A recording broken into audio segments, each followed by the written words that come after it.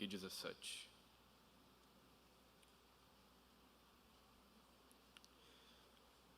Segunda Timóteo 3, 16 e 17 diz o seguinte: toda a Escritura é inspirada por Deus e útil para o ensino, para a repreensão, para a correção, para a educação na justiça, a fim de que o homem de Deus seja perfeito e perfeitamente habilitado para toda boa obra. Que Deus aplique essa palavra em nossos corações. Vamos orar?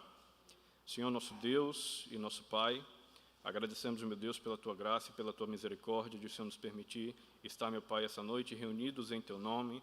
Agradecemos, meu Pai, por essa tão grandiosa salvação que o Senhor, pela Tua graça, nos permite, nos chama e nos leva à Tua palavra. Agradecemos, meu Pai, pela Tua misericórdia sobre nossas vidas. Rogamos, meu Deus, que através da ação do Espírito Santo nessa noite, o Senhor, meu Pai, nos faça compreender a Tua palavra. Sabemos, meu Deus, que somos dependentes do Senhor. Rogamos, meu Pai, pela Tua misericórdia. Depositamos, meu Deus, isso em Tuas mãos e oramos em nome do nosso Senhor Jesus Cristo. Amém. Então, irmãos, 2 Timóteo, capítulo 3, versículos 16 e 17, é uma passagem da Bíblia muito importante para nós compreendermos o que a Bíblia é para nós. É uma palavra, uma passagem que fala sobre a própria palavra de Deus. O que nós vamos ver aqui nessa passagem, nesses dois pequenos versículos, pequenos em extensão, mas grandes em poder, grandes em compreensão da palavra de Deus, nós vamos ver o que esses dois pequenos versículos têm a nos ensinar acerca de toda a Escritura. Irmãos, porque é relevante para o nosso tempo, para nós hoje, pensarmos no que a palavra de Deus fala sobre ela mesma. Porque nós vivemos, irmãos, em um mundo caído, em um mundo que confronta a palavra de Deus, que ataca a palavra de Deus, que ataca aqueles que defendem uma vida segundo a palavra de Deus.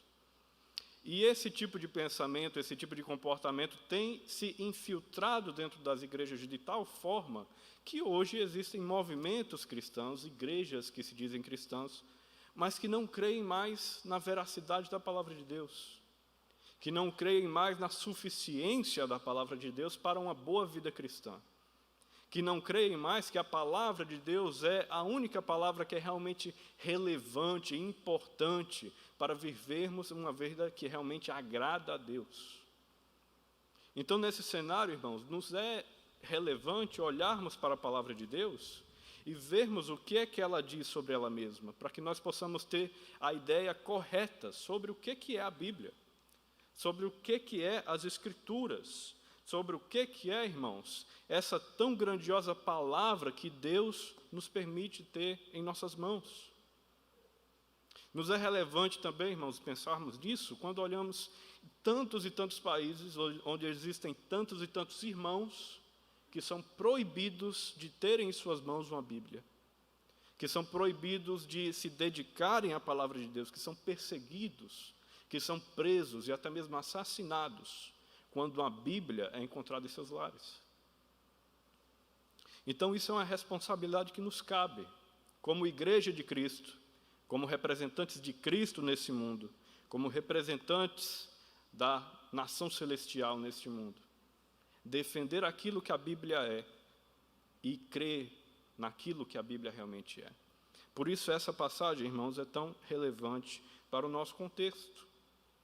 Irmãos, quando nós vemos pastores, movimentos, igrejas que se dizem cristãs, confrontando a veracidade e a suficiência da palavra de Deus para uma boa vida cristã, isso leva geralmente a dois grandes problemas dentro dessas igrejas.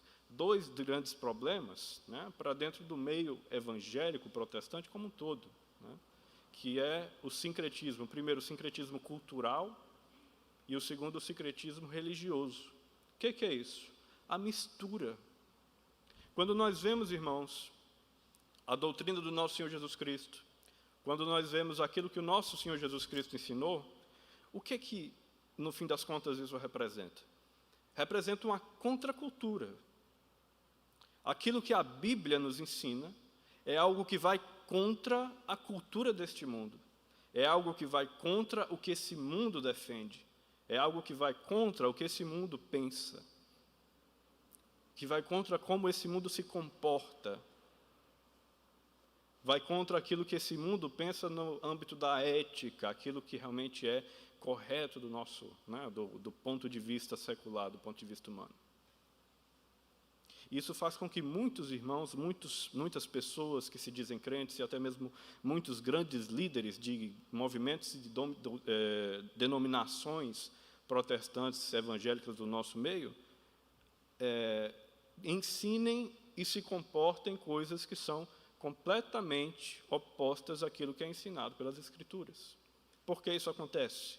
Porque aquilo que a Escritura ensina é colocado de lado e é substituído pelo pensamento secular, substituído pelo pensamento que vem desse mundo pecaminoso, desse mundo caído, né? Qual é o outro grande problema que é gerado nisso? O sincretismo religioso. Não é, irmãos, de se assustar ver em tantas igrejas, em tantos grandes movimentos que se dizem cristãos, práticas que são completamente alheias às Escrituras. A gente vê isso muito, infelizmente, no nosso país. As grandes igrejas, as maiores igrejas do nosso país são o quê? São igrejas de cunho neopentecostal, são igrejas que pregam a teologia da prosperidade, são igrejas, né, que têm práticas esquisitas aos nossos olhos. Por que isso acontece? Porque a palavra de Deus é colocada de lado. Deus, através da sua palavra, ele nos mostra como que o culto a Deus deve ser feito. Ele nos fala sobre a reverência que deve haver em um momento de culto público, de adoração pública ao nosso Deus. Mas por negligenciar aquilo que a palavra diz, muitas dessas pessoas, muitas dessas igrejas acabam se afastando, né, da verdade, se afastando da palavra de Deus e acabam adotando práticas que são esquisitas à palavra de Deus, que são alheias à palavra de Deus. Por que isso acontece? Mais uma vez, porque negligenciam aquilo que a palavra de Deus é e aquilo que a palavra de Deus diz sobre o culto e sobre a verdadeira vida cristã. Nesse cenário, irmãos, pensando em um tema para esses 2 versículos que nós vamos estudar, né, nós vamos ver agora como as Escrituras, como a palavra de Deus é suficiente para uma boa vida cristã. Nós não precisamos, para ter uma boa vida cristã, nada além das Escrituras, nada além da palavra de Deus. E é essa mensagem, né, que eu queria tirar desses 2 versículos que nós vamos, né, estudar essa noite. Então, a nossa proposta realmente é relembrar, irmãos, a doutrina que nos é ensinada através desses 2 versículos. A inerrância, a inspiração e a suficiência da palavra de Deus, das Escrituras, para uma boa vida cristã, para uma vida cristã saudável, uma vida cristã que realmente é uma vida que agrada a Deus, né? Então, irmãos, pensando um pouco agora sobre a carta de 2 Timóteo como um todo, né? Nós estamos, irmãos, diante de daquela que é provavelmente a mais, melhor dizendo, aquela que foi a última carta escrita pelo apóstolo Paulo. Nós temos provavelmente aqui diante dos nossos olhos o último escrito desse grande homem de Deus. Quando o apóstolo Paulo escreveu essa carta para Timóteo, ele estava aprisionado pela 2ª vez na cidade de Roma. Nós vemos ali no relato de Atos dos Apóstolos, né, o fim de Atos dos Apóstolos é justamente o relato da primeira prisão do apóstolo Paulo na cidade de Roma, né? Dessa feita, ele estava realmente em uma prisão domiciliar. Ele havia sido, né, levado como prisioneiro para a cidade de Roma e lá a sua sentença, né, foi realmente ficar preso dentro da sua casa, sobre a vigilância da guarda pretoriana. Então, nós estamos vendo aqui agora o apóstolo Paulo escrevendo essa carta já em sua 2ª prisão, né? Vejam, na primeira prisão, o apóstolo Paulo estava em prisão domiciliar. Contudo, nessa 2ª prisão, nós vemos, né, em algumas passagens do início de 2 Timóteo, que ele estava realmente em uma prisão já comum. alguns relatos, irmãos, dos pais da igreja e dos historiadores do segundo e terceiro século da igreja mostram que o apóstolo Paulo, depois dessa sua primeira prisão, que é relatada em Atos dos Apóstolos, ele segue a sua viagem missionária. Ele foi libertado dessa primeira prisão, como, né, é mostrado lá em Atos, que ele já aguardava essa liberdade, e ele segue viagem missionária pelo restante da Europa. Era a primeira vez que o apóstolo Paulo estava pisando no território que hoje nós chamamos de Europa, né? E na cidade de Roma, ele pôde pregar a palavra de Deus, tanto para a guarda pretoriana, que estava ali tomando conta dele, quanto também para os irmãos, né? Para a igreja que já havia naquela cidade. Já existiam irmãos na cidade de Roma, quando o apóstolo Paulo foi preso nessa sua segunda prisão. Então, ele trazia a palavra de Deus mesmo aprisionado, mesmo nessa sua prisão domiciliar, né? Então, veja, Eusébio de Cesareia, né, um historiador da igreja do século III, ele relatou nas suas histórias eclesiásticas que depois dessa prisão o apóstolo Paulo foi libertado e seguiu a sua viagem missionária. Outro grande pai da igreja, Clemente de Roma, quando ele escreveu uma carta para a igreja de Corinto, ele falou que o apóstolo Paulo, nessa viagem missionária, tinha chegado até os confins do Ocidente. Agora imagine, irmãos, uma pessoa daquela época, né, do quarto século, o que seria para ele os confins do Ocidente? Seria aquela região que ali hoje nós chamamos de Europa, na verdade chamamos de Espanha, chamamos de Portugal, né? Provavelmente o apóstolo Paulo seguiu sua viagem missionária até aquela região. E isso também é um indício, irmãos, que o apóstolo Paulo ele concretizou os planos que ele tinha de justamente pregar até a Espanha. Vejam comigo Romanos, capítulo 15. Romanos capítulo 15, versículo 28, né, nós temos aqui a mensagem do apóstolo Paulo para a igreja em Roma, falando dos seus planos. Quais são os seus planos? Vejam só, Romanos 15, 28 diz: tendo, pois, concluído isto, e havendo-lhes consignado este fruto, passando por vós, irei à Espanha. Então, vejam, já estava nos planos do apóstolo Paulo ir até a Espanha para pregar o evangelho até lá, para levar a palavra de Deus a uma região que ainda não tinha ouvido falar sobre o nosso Senhor Jesus Cristo.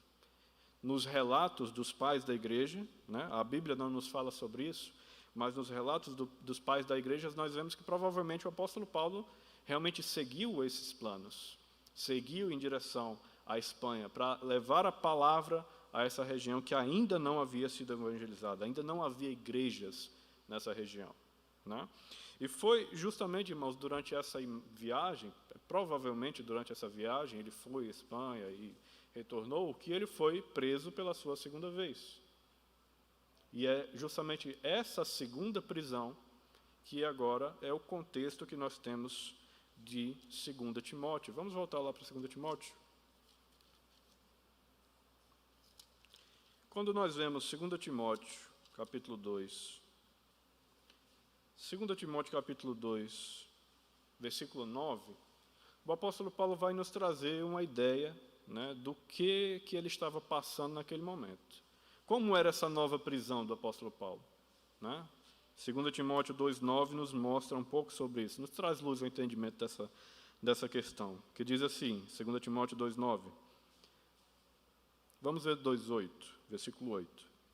Lembra-te de Jesus Cristo, ressuscitado de entre os mortos, descendente de Davi, segundo o meu evangelho, pelo qual estou sofrendo até algemas, como malfeitor, contudo a palavra de Deus não está algemada. Veja, o apóstolo Paulo está agora, segundo ele, sofrendo algemas, e sofrendo algemas como malfeitor. Então a ideia que nós tiramos, né, desse relato é que ele estava realmente em uma prisão comum, numa prisão realmente para aquelas pessoas mais perversas, aqueles que tinham cometido os crimes realmente mais perversos, segundo a lei romana. E o que isso significa, irmãos? Que ele provavelmente estava em uma masmorra, escura, úmida, fria, estava passando por grande sofrimento físico. uma provação tremenda para o servo de Deus, por causa do Evangelho, estar preso em uma masmorra, algemado ao chão, em um lugar extremamente insalubre. Vejam, essa é a situação que o apóstolo Paulo estava passando quando escreveu 2 Timóteo. Então temos aqui, um pouco do sofrimento do apóstolo Paulo diante dessa situação. Por que, irmãos, ele estava preso? Porque a essa altura da história, Nero havia sido posto no trono do Império Romano. Nero havia sido colocado como imperador de todo o Império Romano. Nero, ele foi um homem que os historiadores chamam de um homem louco. Há quem acuse ele de ter tocado fogo em metade da cidade de Roma. Foi a grande destruição que houve na cidade de Roma. Pouco tempo antes, do período em que o apóstolo Paulo escreveu essa carta. E quem Nero culpou por aquele atentado?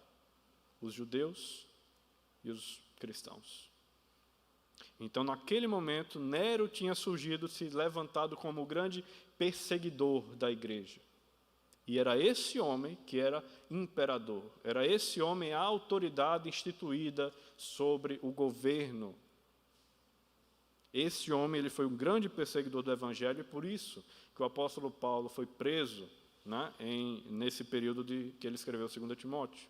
Foi por isso que também tantos outros irmãos em Cristo foram presos durante esse período.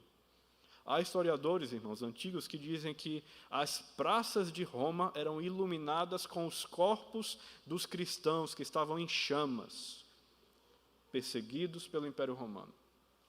Então, veja, esse é o cenário por trás do contexto que nos mostra essa carta. Esse é o cenário que o apóstolo Paulo estava vivendo quando escreveu os ensinos para Timóteo aqui dessa carta. Isso nos leva, irmãos, a pensar da relevância da palavra de Deus para a vida cristã, quando nós vemos aqui os conceitos e as grandes exortações que Paulo está dando agora para Timóteo. Timóteo era um pastor. Timóteo foi fruto do trabalho missionário do apóstolo Paulo. Timóteo, ele foi um jovem pego pelo apóstolo Paulo, e foi levado para as viagens missionárias do apóstolo Paulo. Depois de algum tempo, esse homem cresceu na fé e se tornou um dos primeiros pastores da igreja cristã. E Timóteo se encontrava agora em Éfeso. Éfeso é uma cidade que fica na região que nós hoje chamamos de Turquia. Então, Timóteo estava em Éfeso como pastor da igreja em Éfeso, e o apóstolo Paulo estava preso em Roma, algemado, ouvindo as notícias dos seus irmãos em Cristo serem queimados vivos nas praças de Roma.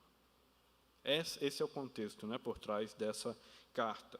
Então, diante desse contexto, irmãos, o que é que o apóstolo Paulo quer ensinar agora, no finzinho da sua vida, para o jovem pastor Timóteo?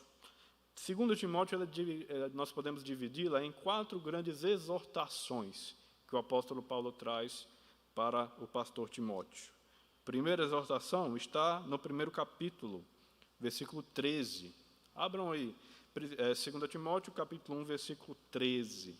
Qual a primeira grande exortação do apóstolo Paulo para o pastor Timóteo? Mantém o padrão das sãs palavras que de mim ouviste, com fé e com o amor que está em Cristo Jesus. Então, primeira grande exortação, mantém o padrão da sã palavra. Mantenha a pregação do Evangelho. Guarda o Evangelho. É por causa do Evangelho que muitos hoje sofrem, muitos hoje são brutalmente assassinados. Mas tu, Timóteo, guarda o Evangelho. Vejam, o apóstolo Paulo está aqui já nos últimos momentos da sua vida, vendo irmãos sendo assassinados, martirizados, e ele diz, guarda o Evangelho, porque ele sabe a importância do Evangelho para a vida. Segunda grande exortação, vejam agora capítulo 2, versículo 3. Capítulo 2, versículo 3, o apóstolo Paulo diz, participa dos meus sofrimentos como bom soldado de Cristo Jesus. Né? O que o apóstolo Paulo está dizendo com isso? Veja, nós aqui em Roma estamos sofrendo a perseguição. Participa dessa perseguição, sabendo que o nosso Senhor Jesus Cristo passou por uma perseguição e um sofrimento muito maior do que o que nós estamos passando hoje. Veja, ele está exortando Timóteo a olhar para Cristo e ver o sofrimento de Cristo na cruz do Calvário como inspiração para que ele venha e realmente se torne firme na fé para suportar a perseguição e o sofrimento que uma hora ou outra chegaria a Timóteo também em Éfeso. Olha para Cristo e participa desse sofrimento sabendo que Cristo passou por sofrimentos muito maiores. Terceira grande exortação, capítulo 3, versículo 14. E é nessa exortação que se insere, esses dois versículos que nós vamos estudar essa noite. O que diz aí em capítulo 3, versículo 14? Tu, porém, permanece naquilo que aprendeste, que fosses inteirado, sabendo de quem aprendeste. O que o apóstolo Paulo está exortando? Permanece no Evangelho. Mantenha-se firme na sã doutrina. Mantenha-se firme na palavra de Deus, mesmo diante da dor, mesmo diante do sofrimento. Tenha em mente que a palavra de Deus é mais importante do que qualquer coisa que passamos nesse mundo. Por isso, a exortação, mantenha-se, permaneça no Evangelho. E a última grande exortação, capítulo 4, versículos 1 e 2. Conjuro-te perante Deus e Cristo Jesus, que há de julgar vivos e mortos pela sua manifestação e pelo seu reino. Prega a palavra, insta, quer seja oportuno, quer não, corrige, repreende, exorta com toda longanimidade e doutrina. Então, qual a quarta grande exortação? Prega o Evangelho. Então, relembrando, guarda o Evangelho, capítulo 1, sofre pelo Evangelho, capítulo 2, permanece no Evangelho, capítulo 3, e agora prega o Evangelho. Então, toda a carta de 2 Timóteo está completamente entrelaçada com o Evangelho. Prega o Evangelho, mantém o Evangelho. Diante da perseguição, prega. Diante da perseguição, olha para Cristo. Diante da dor, olha que Cristo sofreu mais do que você.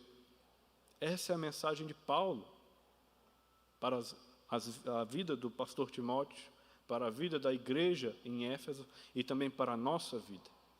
Nós, como igreja de Cristo, temos que olhar para essa carta e nos tornarmos cada vez mais firmes no Evangelho, cada vez mais firmes na palavra de Deus. Irmãos, passado essa introdução, vamos ao texto propriamente dito. Nós podemos dividir esse texto pelo menos em 3 grandes tópicos. Primeiro tópico, a verdade sobre as Escrituras. Toda a Escritura é inspirada por Deus. Essa é uma grande verdade que o apóstolo Paulo nos traz através desses versículos.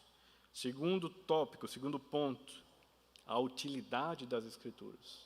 O apóstolo Paulo disse que a Escritura é útil. A Escritura é útil para o ensino, é útil para a correção, é útil para a repreensão, é útil para a educação na justiça. Nós vamos ver, então, a utilidade das Escrituras. E, por fim, nós vamos ver no versículo 17 o propósito. Qual é, irmãos, o propósito de Deus quando Ele levantou homens para escrever a Bíblia Sagrada? Versículo 17. A fim de que o homem de Deus seja perfeito e perfeitamente habilitado para toda boa obra. A palavra de Deus tem um propósito. E o propósito é fazer o povo de Deus se tornar habilitado para toda boa obra que Deus tem preparado para ele. E essa é a passagem que nós vamos estudar agora. Então vamos lá, versículo 16. Vamos começar por toda a Escritura. Nós precisamos olhar um pouco sobre o contexto gramatical dessa frase para compreender qual é a real dimensão que o apóstolo Paulo está querendo nos falar aqui com essa pequena, né, com essa pequena frase, toda a Escritura. Né? E olhando um pouco sobre a língua original, as palavras que o apóstolo Paulo colocaram, né, o apóstolo Paulo usou para a escrita dessa passagem, nós vemos que ele usa uma palavra para escritura no original grego que é diferente do que os judeus daquela época geralmente usavam quando iam se referir às escrituras do Novo Testamento. Quando nós olhamos para essa palavra, para esse versículo, a gente geralmente tem a ideia de que o apóstolo Paulo está se referindo aqui unicamente aos escritos do Antigo Testamento. Mas vejam, a palavra específica, né, de escritura que ele usa no original grego nesse versículo é diferente do que os judeus usavam. Os judeus usavam a palavra grafai, que é um substantivo no plural. O apóstolo Paulo, entretanto, usa aqui grafi, que é o mesmo substantivo, só que no singular. Então, o apóstolo Paulo aqui não tem a mesma ideia, não quer transmitir a mesma ideia que um judeu comum da sua época, né, transmitia ao usar a palavra grafai. Né? Então, o que a gente entende, irmãos, é que o apóstolo Paulo aqui, ele pretendia aqui fazer com que Timóteo observasse não apenas as escrituras do Antigo Testamento, mas sim todo o pronunciamento divino que foi feito por um profeta de Deus, inspirado por Deus. E por que, irmãos, falando isso? Porque o apóstolo Paulo, assim como todos os outros seus companheiros apóstolos, eles sabiam que Deus ainda estava usando grandes homens de fé para a conclusão das Escrituras, para a conclusão do que hoje nós chamamos de Novo Testamento. Na sua época, né, nós vemos já lá no primeiro século o apóstolo Pedro se referindo aos escritos de Paulo, comparando eles, botando eles em nível de igualdade com os escritos do Antigo Testamento. Vejam, vamos ver isso lá em 2 Pedro. 2 Pedro, capítulo 3. 2 Pedro, capítulo 3, versículos 15 e 16, nos mostram isso claramente.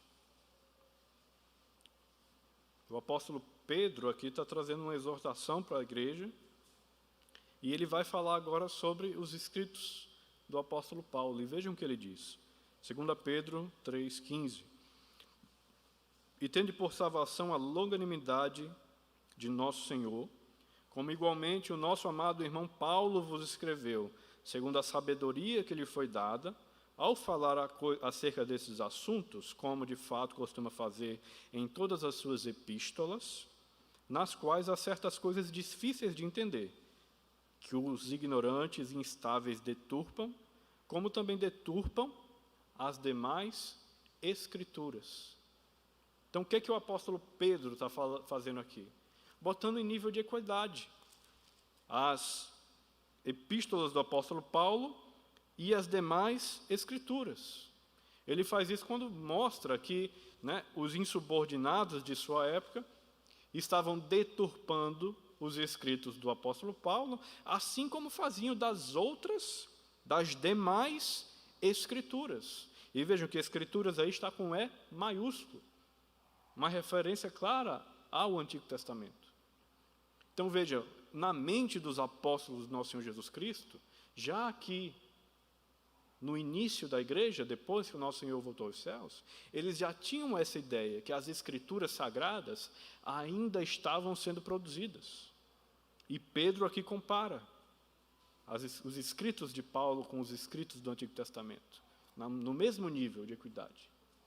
Por quê? Porque ele sabia que Deus ainda estava levantando grandes homens de Deus para escrever o restante dos escritos sagrados. O apóstolo Paulo foi, portanto, um homem de Deus usado para esse serviço. Pedro foi um homem de Deus usado para esse serviço. A maioria dos apóstolos foi. Grandes líderes da igreja que não eram apóstolos, né? Tiago, Judas, também foram usados por Deus para escrever sagradas escrituras que hoje compõem a nossa Bíblia.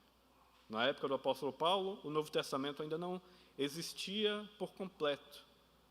Mas hoje nós temos completa ideia de que Deus estava usando ainda homens santos, movidos pelo Espírito Santo, para escrever as suas sagradas escrituras e para fazer com que nós hoje tenhamos em mãos a completa palavra de Deus, a Bíblia Sagrada, né? Então, que agradeçamos a Deus por isso. E o que é que o apóstolo Paulo fala, voltando lá para 2 Timóteo, capítulo 3, versículo 16, o que é que o apóstolo Paulo agora fala sobre essas escrituras, né? Ele diz, toda a escritura é inspirada por Deus. Também é importante, irmãos, nós olharmos um pouco sobre a gramática original grega dessa construção, para entender o que esse verbo inspirado por Deus quer realmente significar, né? Nós hoje temos uma ideia, pelo menos no senso comum da nossa sociedade, uma ideia diferente dessa palavra, inspirado, né? As pessoas, quando veem, não sei, algum poeta, né, algum compositor de música, dizem que esse homem foi inspirado para compor essas coisas belas, né? Mas não é esse mesmo significado que nós temos aqui no uso dessa palavra para as Escrituras Sagradas, né? Vejam, a palavra original, que para a nossa Bíblia foi traduzida como inspirada, é theopneustos. Theopneustos é a junção de duas palavrinhas menores, né? Theos, que é Deus, e pneustos, que quer dizer sopro ou respirar, né? E veja, quando nós olhamos para essas duas palavras que formam esse inspirado por Deus, que está na nossa tradução, e vemos que, no fim das contas, o significado é soprado por Deus, o que isso nos lembra? Nos lembra a criação do homem. O que acontece lá em Gênesis capítulo 2, versículo 7? Deus forma o homem do pó, molda o pó, molda o barro em forma de um homem, mas isso nada seria se Deus não lhe soprasse nas narinas o fôlego de vida. Então é esse mesmo fôlego de vida que fez com que o homem se tornasse alma vivente, é esse fôlego de vida que inspirou os autores dos textos sagrados. Então vejam, é uma espécie de partícula de Deus que Deus põe dentro do homem para o registro da sua palavra.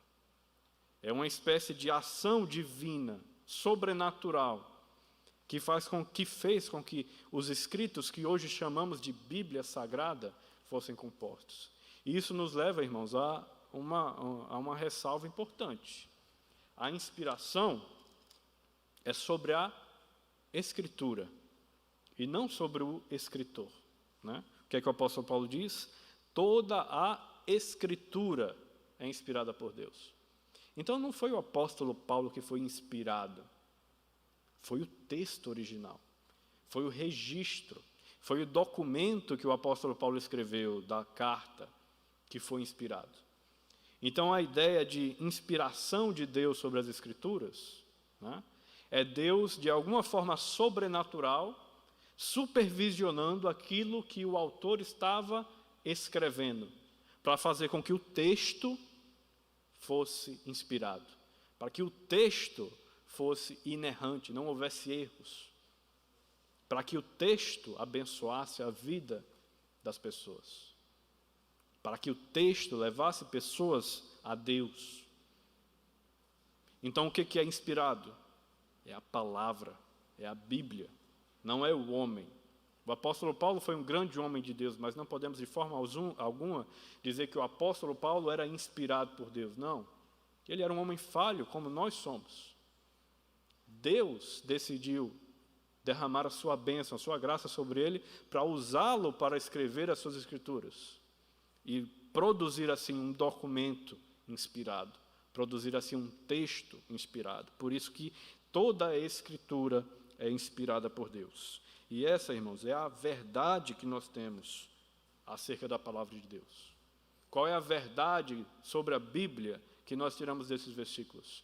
A palavra de Deus é inspirada, é inerrante, é infalível.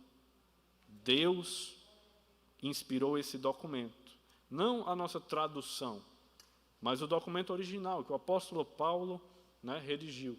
Se a nossa Bíblia Sagrada terá por derivação essa inspiração divina, vai depender da fidelidade, obrigado, pastor, da fidelidade da tradução. Se o tradutor realmente observou fielmente aquilo que foi escrito, se observou fielmente aquilo realmente que Paulo, que Pedro, que os grandes homens de Deus escreveram. Então vejam, é o documento, é o escrito, é a escritura que foi inspirada por Deus. Então, por causa, irmãos, dessa inspiração, nós cremos que a palavra de Deus, que aquilo que a Bíblia nos ensina é verdade. Nosso Senhor Jesus Cristo atestou isso. Vamos abrir lá em João, o Evangelho de João. Evangelho de João, capítulo 17, versículo 17. João 17, 17, nos mostra aquilo que o nosso Senhor Jesus Cristo ensinou aos seus discípulos sobre a Escritura, sobre a palavra de Deus. E o que o nosso Senhor Jesus ensina aqui em João 17, 17? Que diz o seguinte: santifica-os na verdade, a tua palavra é a verdade. Uma frase muito pequena, mas igualmente poderosa em nos ensinar o que a Bíblia realmente é. O que a palavra de Deus é? A verdade. Mas o que o mundo enxerga sobre a palavra de Deus? É a verdade? Não. Por que não? Porque eles estão afastados da graça de Deus. E nos cabe a responsabilidade de defender a veracidade das Escrituras. Nos cabe a responsabilidade de pregar o Evangelho e de ter firme convicção de que tudo aquilo que nos é trazido através da Bíblia Sagrada, através das Escrituras, é a mais pura verdade. Por quê? Porque Deus inspirou esse documento. Porque Deus inspirou a sua palavra. Voltamos lá para 2 Timóteo. Chegamos agora no segundo ponto que temos para a compreensão desses dois versículos.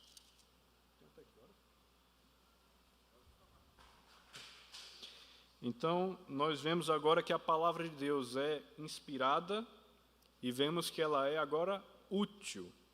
Toda a Escritura é inspirada por Deus e útil para 4 coisas que o apóstolo Paulo levanta: para o ensino, para a repreensão, para a correção e para a educação na justiça.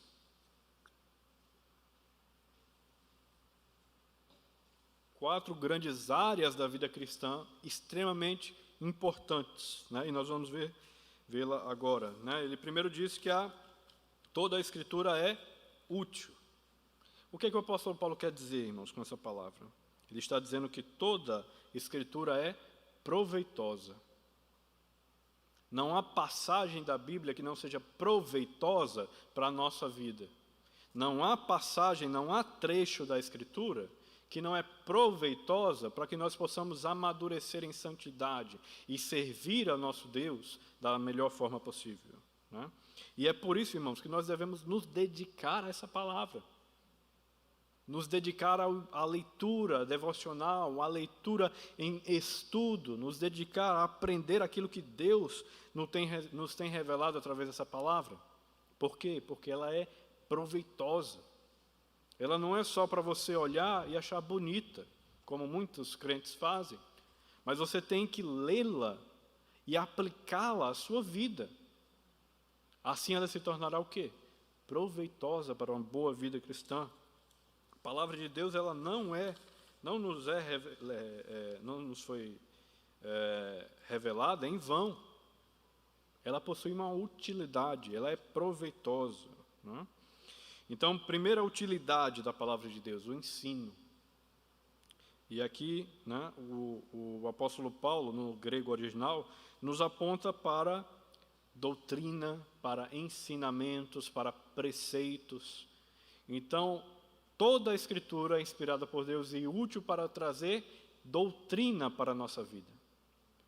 Útil para trazer disciplina. Útil para trazer preceitos para seguirmos. Útil para estabelecer limites. E útil para estabelecer também liberdades. A palavra de Deus ela é proveitosa para trazer para a nossa vida os parâmetros que nós devemos seguir. É por isso que o apóstolo Paulo diz que ela é útil para o ensino. Ela é útil, irmãos, para nos revelar quem Deus é. Como nós conheceríamos o único e verdadeiro Deus se Ele não tivesse se revelado através da sua palavra? Se Ele não mostrasse para nós os seus atributos através da sua palavra? Se Ele não nos revelasse o seu amor através da sua palavra? Então vejam, toda a Escritura é inspirada por Deus e útil para nos ensinar quem Deus é. Também para nos ensinar a necessidade de salvação. Para nos ensinar que nós somos pessoas falhas. Como, irmãos, perceberíamos isso se Deus não nos mostrasse? A nossa falha nos impediria de perceber aquilo que carece ser modificado em nossa vida. Aquilo que carece ser modificado no nosso pensamento, nos nossos sentimentos. Já pararam para pensar sobre os nossos sentimentos? E que até os nossos próprios sentimentos podem se tornar grandes pecados contra Deus? Como poderíamos saber disso? Podemos, porque Deus nos revelou através das suas palavras, através da sua Escritura. E como, irmãos, poderíamos corrigir esses problemas? E mais do que isso, como poderíamos alcançar a salvação se Deus não tivesse revelado o caminho através das Escrituras? Então as Escrituras nos mostram quem Deus é, nos mostra quem nós somos e nos mostra o caminho que temos para percorrer. Nos mostra que temos que olhar para o nosso Senhor Jesus Cristo como nosso único e suficiente Salvador. Nos mostra que não há caminho, não há redenção fora do Senhor Jesus Cristo. Como saberíamos isso se Ele não nos tivesse revelado? Irmãos, nós não saberíamos. Mas, graças a Deus, Ele nos permite termos em mãos a Sua palavra, para que possamos andar nos seus caminhos, para que possamos realmente crer de forma correta, crer naquilo que é verdade. Tantos e tantos cristãos, mundo afora, creem em mentiras. Tantas e tantas denominações disseminam mentiras por canais que se dizem evangélicos. Né? Basta ligar a televisão, nos grandes canais de televisão evangélica que nós temos no nosso país, o que é que nós vemos muitas vezes? Mentiras, equívocos, erros. Por quê? Afastados da palavra de Deus. Né? Segunda grande utilidade da palavra de Deus para uma boa vida cristã. Toda a Escritura é inspirada por Deus e útil para o ensino e útil para a repreensão. O que o apóstolo Paulo quer dizer com isso? As Escrituras são úteis para nos repreender quando andamos em caminhos distantes do Senhor. Para nos mostrar, muitas vezes, que os caminhos que estamos trilhando estão afastados de Deus. Que os caminhos que estamos seguindo, muitas vezes, seguem em direção oposta para a vontade de Deus. Como, então, irmãos, conhecer a vontade de Deus? Através da sua palavra. Como corrigir nossos caminhos? Através da sua palavra. Então, vejam, assim Deus corrige, repreende cada um de nós nos nossos erros de doutrina, nos nossos erros de ensino, porque, irmãos, somos falhos e podemos errar a qualquer momento, porque somos sujeitos a essa nossa natureza pecaminosa e por causa dela podemos falhar. Por mais que estejamos nos dedicando fielmente ao ensino, ao estudo da palavra de Deus, mesmo assim podemos errar. E como corrigir? Olhando para a palavra de Deus, buscando o significado da palavra de Deus. Corrigir nossos erros de conduta. nos repreender acerca dos perigos deste mundo. A palavra de Deus nos repreende sobre todas essas áreas, para que nós possamos viver uma vida, realmente uma vida correta diante de Deus, uma vida abençoada diante de Deus, né? Terceira grande utilidade, nós vimos ensino, repreensão e agora correção. Deus, ele não apenas repreende, mas ele repreende com o propósito de fazer com que a nossa vida seja corrigida, para que os nossos caminhos sejam realmente endireitados em direção à vontade de Deus. É isso que Deus nos faz através da sua palavra. Ele não apenas repreende, ele não apenas disciplina, ele não tem apenas a vara da disciplina, mas ele tem também a indicação amorosa do caminho que nós devemos seguir, né? Então Deus, né, ele nos repreende, nos corrige através da sua palavra. E essa palavra, irmãos, correção, ela tem o sentido, no original, de uma restauração a um estado correto, né? Como é difícil, irmãos, nós olharmos para um nosso irmão da nossa igreja, né, algum conhecido que iniciou seu caminhar na vida cristã, iniciou seu caminhar numa vida para Deus, e durante esse caminhar ele acaba se afastando. Mas, pela graça de Deus, muitas vezes essa pessoa se corrige, se restaura, né? Essa é a mesma ideia que o apóstolo Paulo quer trazer com esse verbo, corrigir, né? Correção. A palavra de Deus, ela é útil para restaurar a nossa vida, para restaurar os nossos caminhos, para nos restaurar diante de Deus, para nos fazer se afastar daquilo que confronta Deus, daquilo que confronta a sua palavra, a sua verdade, a sua vontade, né?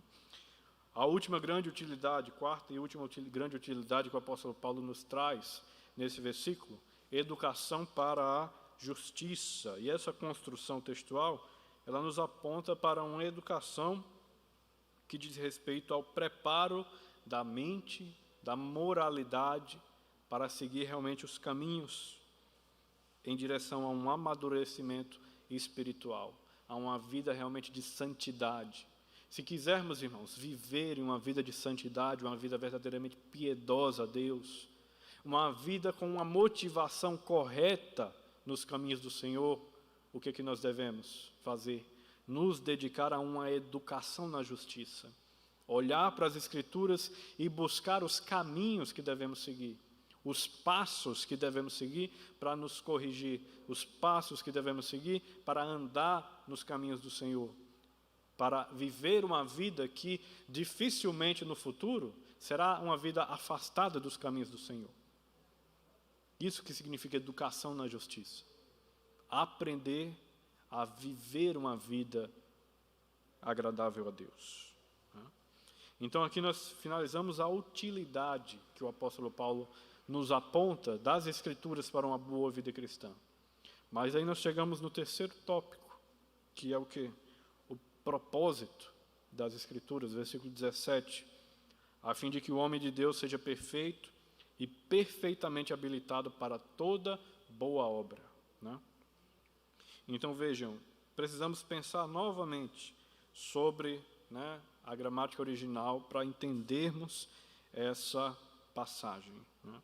Então vejam, quando o apóstolo Paulo diz que o propósito das Escrituras é para que o homem de Deus seja perfeito, a palavra que para nós foi traduzida por perfeito, ela faz referência à aptidão. A alguém que é completamente apto para alguma coisa. Alguém que desenvolveu uma capacidade de fazer alguma coisa, né?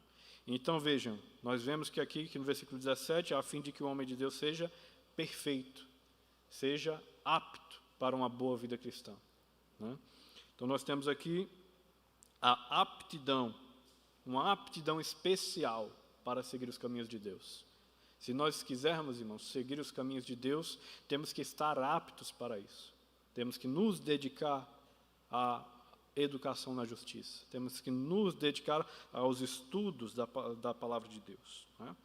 Então, a fim de que o homem de Deus seja perfeito e perfeitamente habilitado para toda boa obra. Então, o propósito das Escrituras é capacitar o crente a viver uma vida para Deus. Deus tem preparado para cada um de nós, irmãos, boas obras. Ele tem determinado desde a eternidade as boas obras que cada um de nós devemos fazer em nossa vida de adoração a Ele. Mas se quisermos estar aptos para essas boas obras, precisamos nos dedicar. Precisamos olhar o que a palavra de Deus tem nos ensinado, buscar compreender a palavra de Deus. Então, irmãos, chegando à conclusão desse sermão, nesses 2 versículos, nós vemos que as Escrituras, que a palavra de Deus, que a Bíblia Sagrada, Antigo e Novo Testamento, são a palavra inspirada de Deus, inerrante e suficiente para vivermos uma boa vida cristã, uma vida de santificação, uma vida capacitada para toda obra, toda boa obra que Deus tem reservado, né? Então, irmãos, diante dessa palavra, nós trazemos algumas aplicações para as nossas vidas, né? Diante do que o apóstolo Paulo nos ensina, nesses 2 versículos, nós devemos, então, através das Escrituras, distinguir no nosso tempo, na nossa sociedade, aquilo que é verdade daquilo que é mentira. Por que isso acontece, irmãos? Porque nós vivemos numa sociedade que defende com unhas e dentes o relativismo. Algum de vocês já deve ter passado por algum momento que alguém, né, diante de alguma coisa que falaram para ele, responde usando os seguintes termos, né? Ah, isso é verdade, mas isso é verdade para você. Para mim, não. Eu acho que vocês já devem ter passado por isso, né?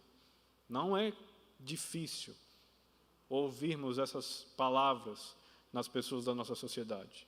O que eles estão falando, no fim das contas? Que não existe uma verdade universal. Não existe uma verdade que é aplicada a todos os indivíduos do mundo da mesma forma. Isso é o quê? Relativismo. Então, diante, irmãos, do que o apóstolo Paulo nos ensina nesses 2 versículos, precisamos distinguir neste mundo o que é verdade e o que é mentira. Porque o nosso mundo, ele deturpou o próprio conceito de verdade. Verdade, a palavra verdade, ela deixou de ter o seu significado. A verdade, nesse pensamento secular do nosso tempo, deixou de existir. Mas é isso que a palavra de Deus ensina?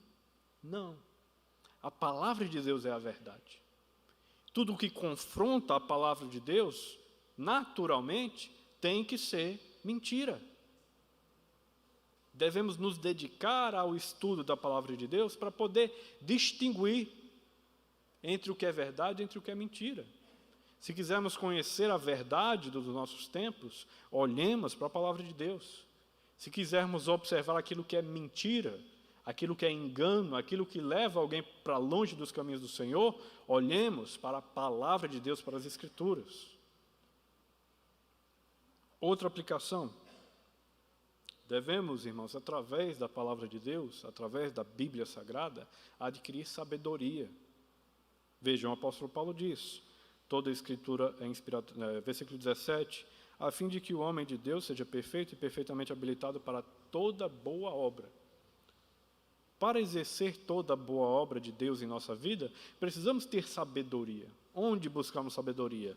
Na palavra de Deus. Porque é a palavra de Deus que nos mostra aquilo que nós realmente precisamos aprender para viver uma vida de acordo com a vontade de Deus. Então, dependemos da palavra de Deus para conhecer, para termos noção da verdade e termos, assim, sabedoria para ter uma vida que realmente caminha na vontade de Deus. Através das Escrituras, nós falamos, né? Conhecemos a Deus. Através das Escrituras, nós conhecemos o nosso Senhor Jesus Cristo. Há, irmãos, possibilidade de conhecer nosso Senhor Jesus Cristo que não seja através da palavra, que não seja através da Bíblia? Certamente não, irmãos. Quando fazemos nosso evangelismo, em que fundamentamos nosso evangelismo? Nas Escrituras. Qual é, irmãos, a mensagem do Evangelho? Jesus Cristo foi sacrificado por Deus para pagar a sua dívida, a dívida do seu pecado para com Deus, para que assim você possa ser salvo e ser liberto da condenação eterna, ser liberto do sofrimento eterno no inferno. Por quê?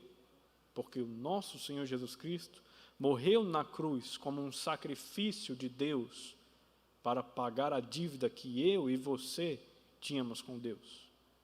Mas quem nos revela, o que nos revela essa mensagem? A Bíblia. O Evangelho está contido nas Sagradas Escrituras. Então, toda a vida cristã, irmãos, depende daquilo que as Escrituras nos ensinam. Terceira aplicação. Devemos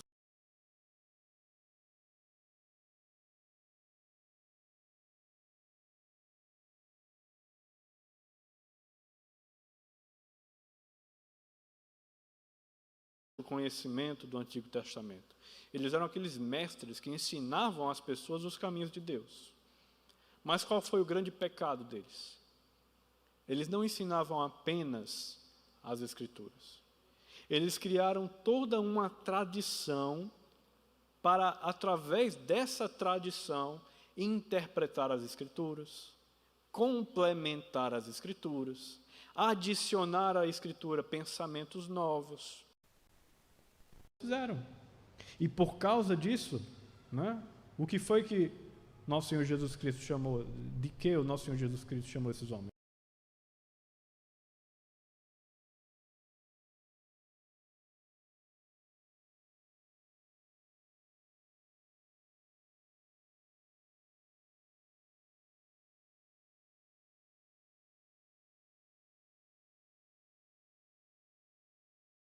Pastores, tantas e tantas igrejas, porque não creem na suficiência das Escrituras e acabam adicionando coisas, adicionando pensamento secular, adicionando filosofia, adicionando psicologia, adicionando ciência, adicionando um monte de coisa, e assim fugindo do que a palavra de Deus tem revelado, fugindo daquilo que Deus tem falado.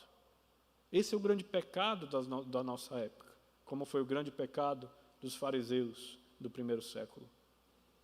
Então devemos, irmãos, defender a suficiência das Escrituras.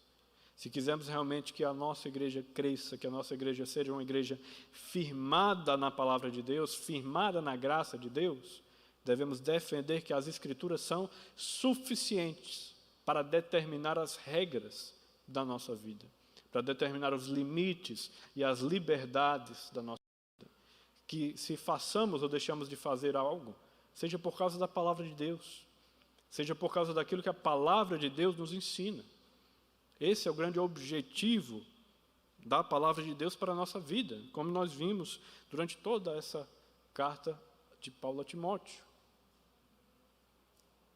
Mantém-se na palavra, prega a palavra, guarda a palavra. As mesmas ordenanças de Paulo aqui a Timóteo devem recair sobre as nossas costas, sobre a nossa responsabilidade de defendermos aquilo que as Escrituras dizem, que possamos viver segundo aquilo que as Escrituras dizem, né? E para finalizar, a última aplicação, se quisermos servir a Deus, devemos, irmãos, nos dedicar a essa educação na justiça que o apóstolo Paulo diz ali no versículo 17. Nos dedicar a aprender das Escrituras tudo aquilo que precisamos para caminhar numa vida cristã, para caminhar por caminhos que sejam agradáveis a Deus, para caminhar em direção à vontade de Deus. Se quisermos, portanto, irmãos, sermos crentes fiéis, sermos crentes dedicados, sermos crentes